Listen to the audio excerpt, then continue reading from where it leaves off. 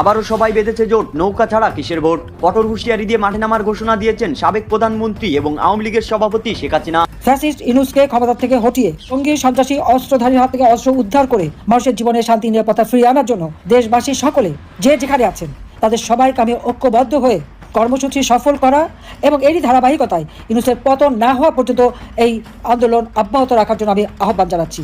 আওয়ামী লীগকে বাদ দিয়েছে, এটার আমি কোনো অর্থ দেখি না। আওয়ামী লীগকে আপনি ফল হিসেবে বাদ দিতে পারেন না। বর্তমান তত্ত্বাবধায়ক সরকার নিরপেক্ষ নয়। শেখ হাসিনা ছাড়া দেশে কোনো নির্বাচন হবে না, তাকে ছাড়া কোনো নির্বাচন জনগণ মানবে না। আওয়ামী লীগ ঠিক কবে রাজনীতিতে ফিরবে? সাজ্জাদ কাদির বরাবর বাস্তবতার নিরিখে কথা বলে। আওয়ামী লীগ কি ফিরবে? অবশ্যই ফিরবে। আওয়ামী লীগের ফেরা বলা যায় ফেরা শুরু হবে। সম্মানিত দর্শক, নতুন একটি নিউজে আপনাকে স্বাগতম। আজকে দিনে বাংলাদেশের সর্বশেষ রাজনৈতিক যে পরিস্থিতির তৈরি হয়েছে তারই আলোকে খুবই গুরুত্বপূর্ণ কিছু ভিডিও নিয়ে আপনাদের সামনে হাজির হয়েছি। তাই আজকের ভিডিওটি খুবই গুরুত্বপূর্ণ হতে যাচ্ছে। সম্পূর্ণ ভিডিওটি দেখলে বাংলাদেশের রাজনৈতিক সর্বশেষ পরিস্থিতি সম্পর্কে খুবই গুরুত্বপূর্ণ কিছু তথ্য পেয়ে যাবেন। তাই ধৈর্য ধরে সম্পূর্ণ ভিডিওটি দেখার অনুরোধ রইল। তার আগে ছোট করে একটি অনুরোধ, আপনারা যদি এই ধরনের আপডেট নিউজগুলো সবার আগে পেতে চান অবশ্যই চ্যানেলটি সাবস্ক্রাইব করে বেল আইকনটি অল করে দিবেন। ইতিপূর্বে যারা সাবস্ক্রাইব করেছেন তাদেরকে অসংখ্য ধন্যবাদ। চলুন দর্শক, একটি লাইক দিয়ে একে একে সেই ভিডিওগুলো দেখে আসি।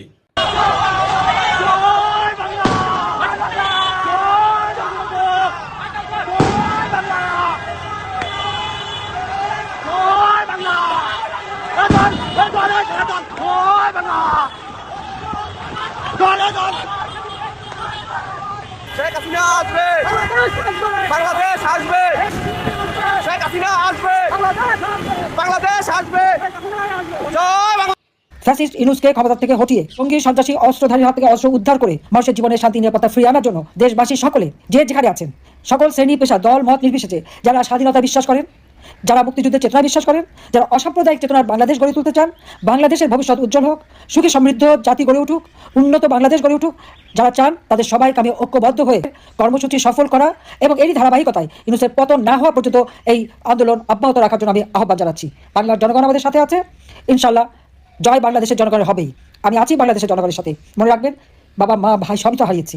আজকে আমাদের ঘর বাড়ি যা কিছু ছিল পুড়িয়ে জ্বালিয়ে সব শেষ করে দিয়েছে।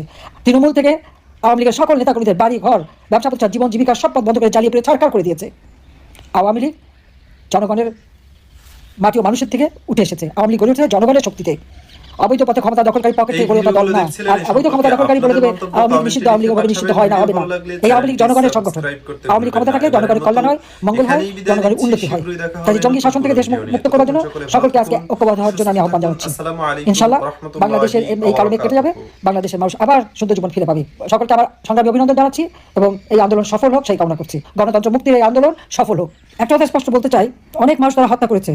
হয়তো এখন শুধু নাম ধাম খুব অল্প লোকেরই পাওয়া গেছে, বাকি অনেকে পাওয়া যায়নি। বহু লাশ বুড়িগঙ্গা, শীতলক্ষা, তুরাগ নদীতে ভেসে গেছে। বহু মানুষকে আগুন দিয়ে পুড়িয়ে হত্যা করা হয়েছে। আর জেল জুলুম অত্যাচার তো সীমাহীন। আর এই কয়দিনে একের পর এক আমার ছাত্রলীগ, আওয়ামী লীগ, যুবলীগ এবং আমাদের সহযোগী সংগঠনের অগণিত নেতাকর্মীকে গ্রেপ্তার করা, শুধু গ্রেপ্তার করছে, গ্রেপ্তার করার পর তাদেরকে মারধরকে অমানবিক নির্যাতন চালাচ্ছে। আমি সাবধান করে দিচ্ছি, যারা নির্যাতন করছেন ভুলে যাবেন না এই বাংলাদেশের আপনাদেরও দেশ।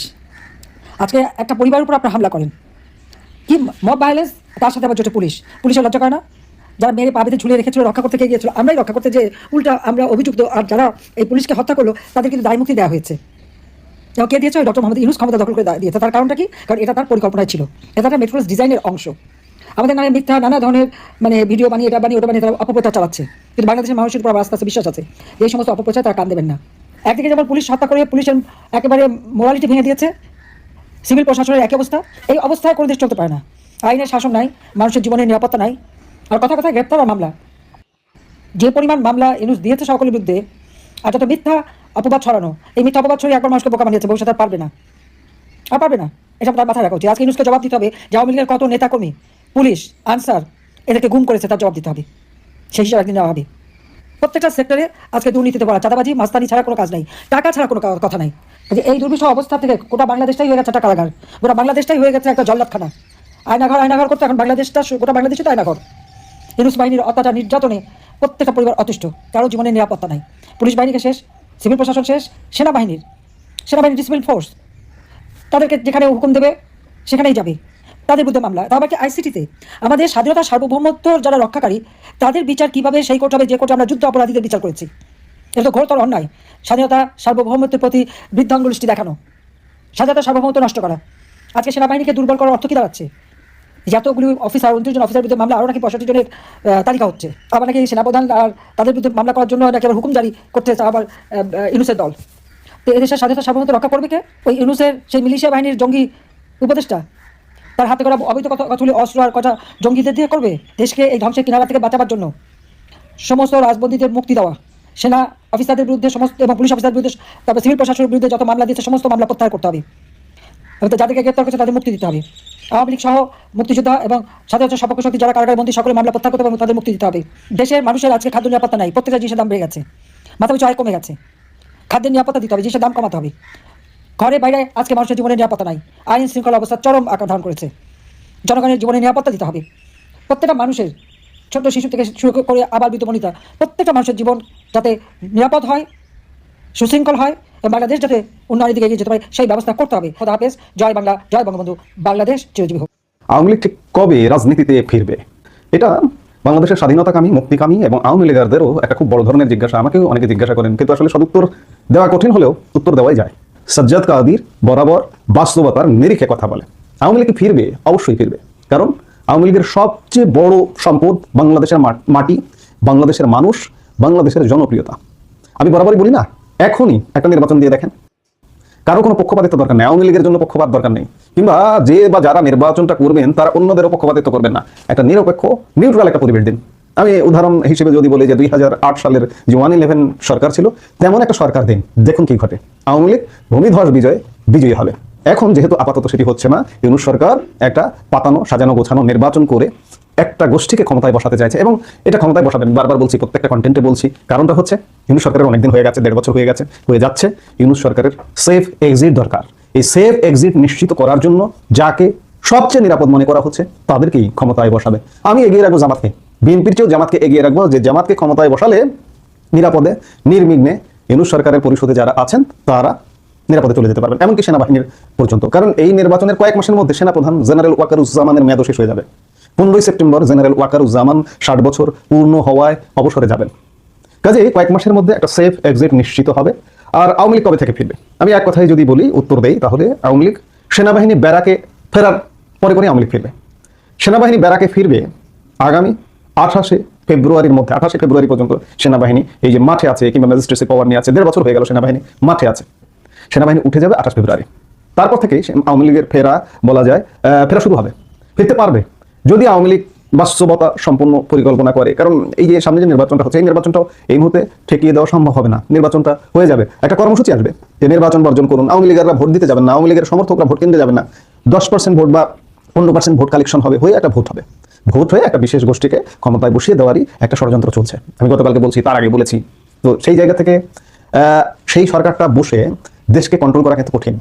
এবং কারা বসছে এখন, যারা দেশ চালাচ্ছে তারাই আসলে বসছে। এই যে ধরুন ডক্টর ইউনূসের সরকার, ডক্টর ইউনূস সহ উপদেষ্টা পরিষদ সহ এবং বিশেষ সহকারী সহ ম্যাক্সিমাম 30 জন শীর্ষ পদে বসে আছে, তাই তো?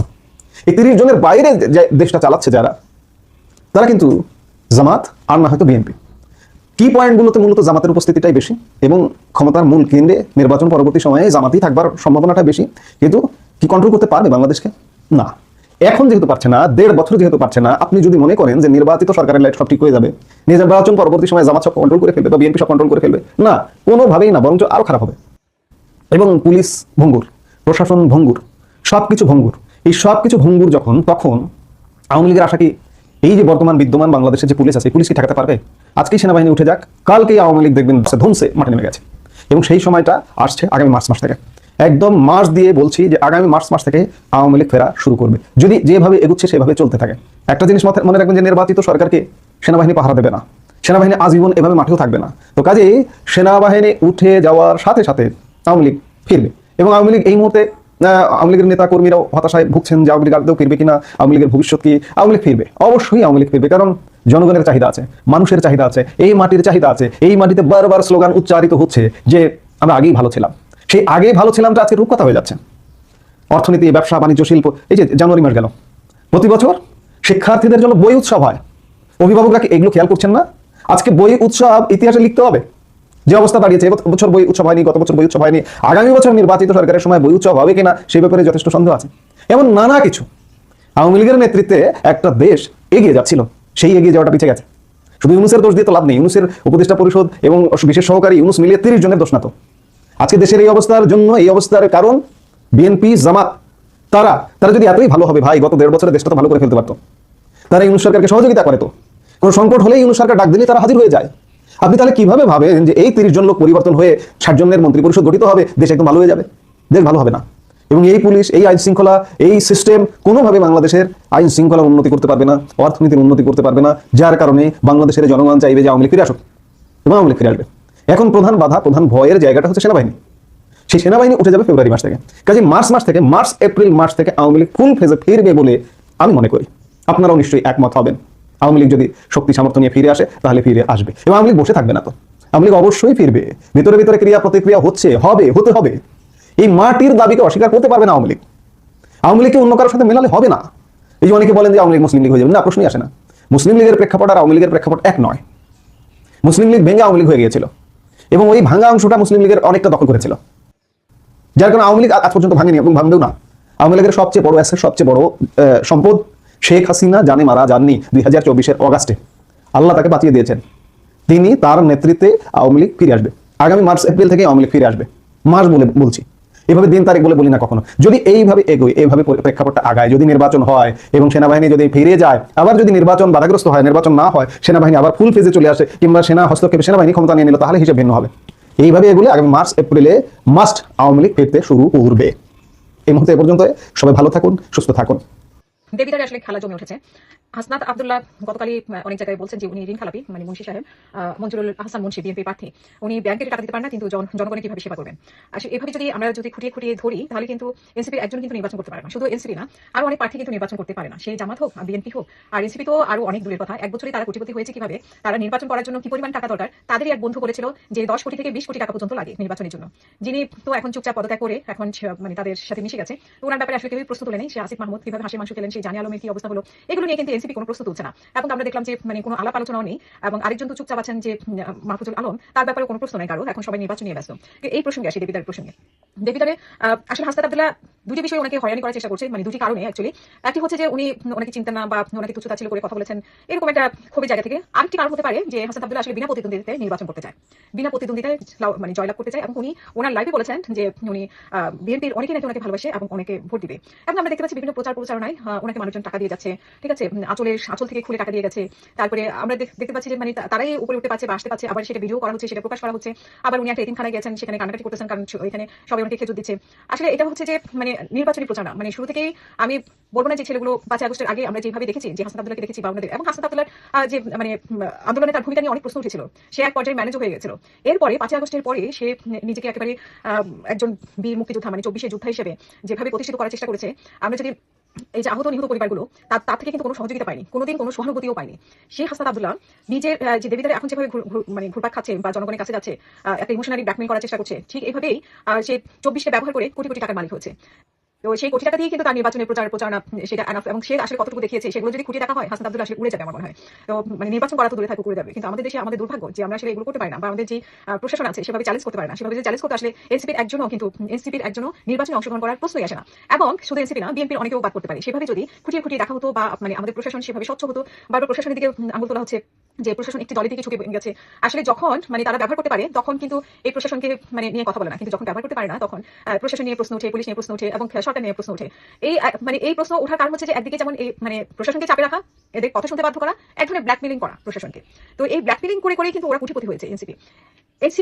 আপনারা হয়তো বলবেন যে এনসিপি সম্পর্কে আমি কেন বলছি। এনসিপি সম্পর্কে আমাদের একটা ভালোবাসা ছিল, আমাদের মানে আত্মবিশ্বাস ছিল, আমরা এদেরকে নিয়ে স্বপ্ন দেখেছিলাম, কিন্তু সেই স্বপ্নটা কিন্তু তারাই আমাদের ভেঙে দিয়েছে। আজকে যে 1 বছরে তাদের যেই মানে কীর্তিকলাপ, এবং 1 বছরে সবাই কোটিপতি, মানে 10 কোটি 20 কোটি, যেটা আসিফের কথাই যদি আমি ধরি, 10 কোটি 20 কোটি ছাড়া নির্বাচন করা যায় না। তো তাদের এক একজনের অনেক কোটি কোটি টাকা, তারা শিক্ষকতা করলেও কোটি টাকা, তারা শিক্ষকতা মানে তারা টকশো করলেও কোটি টাকা, তারপর মানে তারা যাই করুক না কেন তাদের কোটি কোটি টাকা হওয়া কোনো বিষয় না। এবং তারা যখন যেখানে সুবিধা সেই মানে একজনকে তুচ্ছতাচ্ছিল্য করলো, প্রশাসনের প্রতি আঙুল তুললো, বিএনপি নেতাদেরকে হেয় প্রতিপন্ন করলো, বিএনপি নেতাদেরকে চাঁদাবাজ বলে গালি দিল, কিন্তু নিজেরা চাঁদা নিলেও কোনো সমস্যা না, সেটা হচ্ছে জনগণ তাদেরকে ভালোবেসে দিচ্ছে, ঠিক আছে, ব্যবসায়ীরা তাদেরকে ভালোবেসে দিচ্ছে। কিন্তু বিএনপির সাথে যদি মানে ব্যবসায়ীরা বসে, তাহলে দোষদের সাথে বসে গেছে, আর তাদের সাথে যদি পেছনে পেছনে টাকা পয়সা লেনদেন করলো, সেটা হচ্ছে তাদেরকে ভালোবেসে দিচ্ছে। তো এই হচ্ছে তাদের বিচারিতা। এই বিচারিতা নিয়ে আসলে তারা নির্বাচন করে, নির্বাচিত হয়ে তারা মানুষকে কিরকম করবে। আপনি দেখেন জুলাই আগস্টের পরে এরা আহত নিহতদের সাথে কিরকম ব্যবহার করেছে, সবাই কিন্তু বলেছে। আমার সাথে আহতদের পরিবারের মানে আহতদের সাথে যেরকম যোগাযোগ আছে এবং নিহত পরিবারের প্রত্যেকটি পরিবারের সাথে আমার মোটামুটি কানেকশন আছে। তো এরা কিন্তু তুচ্ছ তাচ্ছিল্য করেছে, এরা কিন্তু নির্বাচিত হয়ে জনগণকে তুচ্ছ তাচ্ছিল্য করবে। আমি বলছি না যে মানে বিএনপি খুব ভালো ব্যবহার করবে, বিএনপি মানে এখনই তো মনে হয় যে ক্ষমতায় চলে আসছে, সেটা মনে করার কোনো কারণে যে এনসিপি কথা বলছে দেখে আসলে বিএনপি মানে বিএনপি কথা ভালো বলছে তা না। বিএনপিও তাই করে, নির্বাচনের আগে ধারে ধারে যায় আর এবং নির্বাচনের পরে কিরকম আচরণ করে সেটা আমরা দেখি। কিন্তু ওরা তার থেকেও বেশি খারাপ করবে, কারণ কি মানে আমরা তাদেরকে জুলাই আগস্টের পরে দেখে ফেলেছি। এখন হচ্ছে যে আমাদের বাংলাদেশের মানুষ খুবই আবেগপ্রবণ, এই আবেগটাকেই ওরা কাজে লাগাচ্ছে বারবার, ঠিক আছে। জুলাইয়ের পরে কাজে লাগিয়েছে, এই জুলাইকে বিক্রি করে এখন তারা এমপি হওয়ার স্বপ্ন দেখছে, এবং এমপি হয়ে তারা কি পরিমাণ তুচ্ছ তাচ্ছিল্য করবে সেটা মানে আপনারা যদি ওরা নির্বাচিত হয়ে আসতে পারে কেউ, তখন আপনারা মানে আমার কথাগুলো মিলাই দেখবেন। এখন হয়তো আপনারা আমাকে বকা দেবেন, আমি জানি আপনারা আমাকে বকা দেবেন। তো এটা নিয়ে মানে আমি 1 বছর আগে ওদের ব্যাপারে যা বলছি এখনো তা বলছি, আমরা এদিকে নিয়ে গল্প করতাম। এরা ছিল আমাদের স্বপ্ন, কিন্তু সেই স্বপ্নটা ওরাই ভেঙে দিয়েছে, ওদের আচার আচরণে, ওদের কথাবার্তা, এবং ওরা আসলে মুরব্বীদেরকে মানে কোনোভাবেই শ্রদ্ধা করতে জানে না। এক দেবিদ্বারে যে কাহিনী ঘটেছে হাসনাত আব্দুল্লাহ ওনাকে বিভিন্নভাবে বিতর্কিত করার চেষ্টা করছে, নিজেকে হিরো বানানোর চেষ্টা করছে। আমার কথা হচ্ছে নির্বাচন করবেন, বাট নির্বাচন করতে গেলে তো আপনার প্রতিদ্বন্দ্বিতা করেই নির্বাচন করেন। তো একজনকে যে আপনি হেয় করার চেষ্টা করছেন, হেনস্থা করার চেষ্টা করছেন, এটা স্পষ্টভাবে বোঝা যায়, ঠিক আছে। তো এই জায়গা থেকে আসলে সরে এসে মানে সঠিকভাবে নির্বাচন করেন, আর ইমোশনালি ব্ল্যাকমেল না করে নিজের যে আসল চেহারা, সেই চেহারাটা দেখেন, আর নিজের হিসাব নিকাশটা তুলে ধরেন। আপনারা তো সৎ, মানে আপনাদের দাবি যে আপনারা সৎ, তাহলে বিএনপি চাঁদাবাজ, তো আপনারা আপনাদেরটা তুলে ধরেন। এত তো মানে মানুষের ইমোশন নিয়ে মানুষকে হেয় করে মানুষের মানে এটা এইসব খেলা তো মানে দরকার নেই। আপনারা আপনাদের সঠিক আদর্শটা দেখান, আমরা সেই আদর্শটা দেখতে চাই। কোনো ব্ল্যাকমেলিং না এবং কাউকে হেনস্থা করে না। নির্বাচন করতে চান নাকি নির্বাচন বানচাল করতে চান, নাকি আসলে আপনারা বিনা প্রতিদ্বন্দ্বিতায় আপনারা। এই ভিডিওগুলো দেখছিলেন, এই সম্পর্কে আপনাদের মন্তব্য কমেন্টে লিখে পাঠাবেন। ভিডিও ভালো লাগলে চ্যানেলটি সাবস্ক্রাইব করতে ভুলবেন না। এবারের মতো এখানেই বিদায় নিচ্ছি, শীঘ্রই দেখা হবে নতুন কোনো ভিডিও নিয়ে। ততক্ষণ সকলে ভালো থাকুন, সুস্থ থাকুন। আসসালামু আলাইকুম ওয়া রাহমাতুল্লাহি ওয়া বারাকাতুহু।